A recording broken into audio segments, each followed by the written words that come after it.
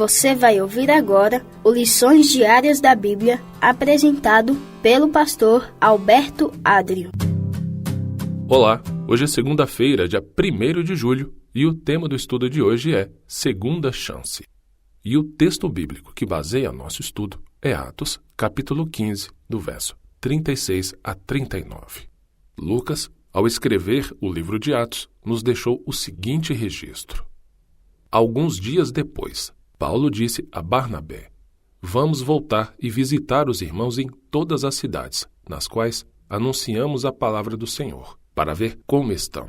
Barnabé queria levar também João chamado Marcos, mas Paulo não achava justo levar aquele que tinha se afastado deles desde a Panfilha, não os acompanhando no trabalho. Houve tal desavença entre eles que vieram a separar-se. Então, Barnabé, levando consigo Marcos, navegou para Chipre. Por alguma razão, Barnabé decidiu dar uma segunda chance para o jovem Marcos, enquanto, como lemos no texto de Atos 15, Paulo rejeitou a presença dele. E o motivo da rejeição de Paulo ao jovem Marcos foi apresentado aqui em Atos, capítulo 15, verso 38, que lemos no início. Marcos tinha se afastado deles, não continuando no ministério. A atitude de Paulo foi compreensível, embora contundente. A vida missionária, especialmente no mundo antigo, era dura, difícil e exigente, conforme 2 Coríntios capítulo 11, do verso 23 a 28. Paulo dependia da ajuda de seus companheiros para levar o fardo do trabalho e enfrentar os desafios. Na perspectiva dele, alguém que havia desertado tão rapidamente não merecia lugar na equipe que lutava contra o mal. E é até compreensível esse pensamento de Paulo. Mas Barnabé discordou. Ele viu potencial em Marcos e não queria deixar o jovem para trás. Surgiu um desentendimento tão profundo entre Paulo e Barnabé acerca de João Marcos, que eles acabaram se separando. Paulo escolheu Silas para seguir com ele, enquanto Barnabé levou Marcos.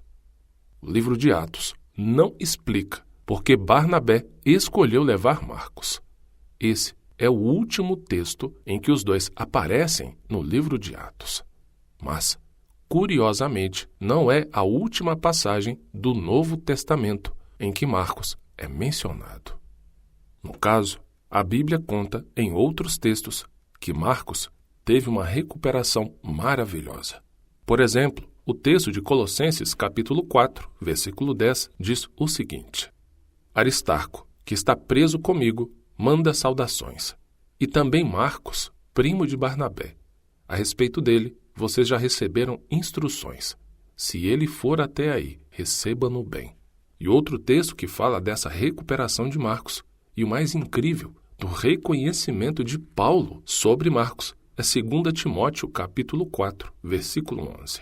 Aqui fala: Somente Lucas está comigo.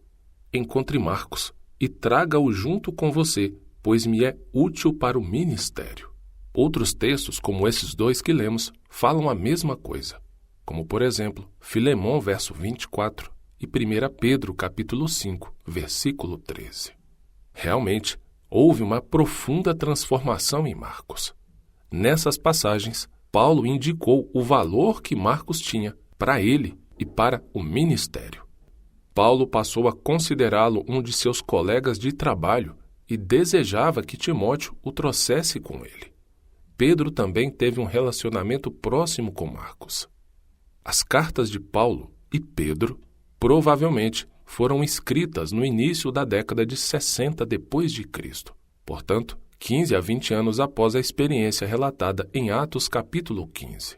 E concluindo o estudo de hoje, Marcos claramente se recuperou de seu fracasso, quase certamente pela confiança que seu primo, Barnabé, depositou nele. E ao concluir aqui o estudo de hoje, eu vou deixar com você o texto para a sua leitura bíblica. E a passagem é Miqueias capítulo 7. Que Deus te abençoe muito e, com a permissão dele, amanhã continuaremos o nosso estudo. Até lá. O Senhor deseja que nós tenhamos conhecimento da sua palavra. Por isso, continue conosco estudando as lições da Escola Sabatina. Que o Espírito Santo te abençoe muito.